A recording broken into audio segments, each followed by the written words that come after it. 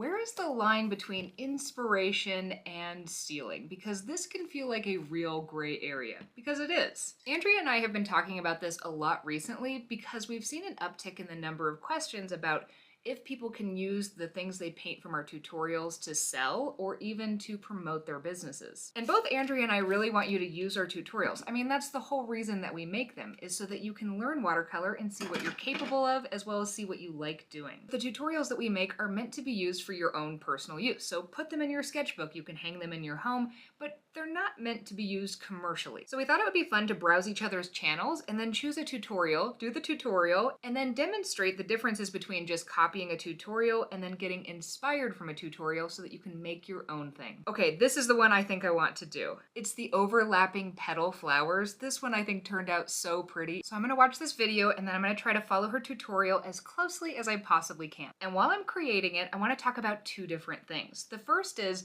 just because Andrea paints a red flower does not mean that you can't paint a red flower or I can't paint a red flower. Red flowers exist everywhere. And the second thing we need to talk about is techniques. So something like these beautiful transparent layers of petals is a technique in watercolor. It is not something that is owned by Andrea, however her composition of this is. There are all sorts of techniques that exist in different art forms, and they're meant to be learned and then applied in your own form of artwork. Mine's officially done, and it's pretty close to what Andrea did, and I'm really glad that I took the time to do this, because this was a ton of fun, and I love the fact that it's in my sketchbook. But now it's time to actually reflect on what I learned in this and what I liked about this tutorial to create my own piece of art. Because that's really the key, getting inspired by pieces that you learn and applying it in your own way. First thing that I really enjoyed doing was layering on those transparent layers of those petals, so I'm definitely going to incorporate a flower into my piece that uses that technique. And the other part of this tutorial that inspired me was layering on that white gel pen and those colored pencils on top. So I'm definitely going to be incorporating that as well. And the key thing I want you to keep in mind here is that yes, I'm taking inspiration from pieces of that tutorial.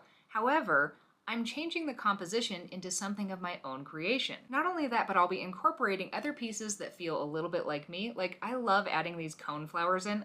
Cone flowers are some of my favorite to paint. And recently I've also been really enjoying adding in super dark backgrounds, so that's something I'm gonna incorporate as well. I'm so pleased with how this turned out, and there's no way I would have come up with this afternoon had I not done this tutorial first and gotten inspired. And that's the thing I love about tutorials. It allows you to learn something and feel successful so that you can then take pieces of that, get lost in your own process, and make something totally original to you.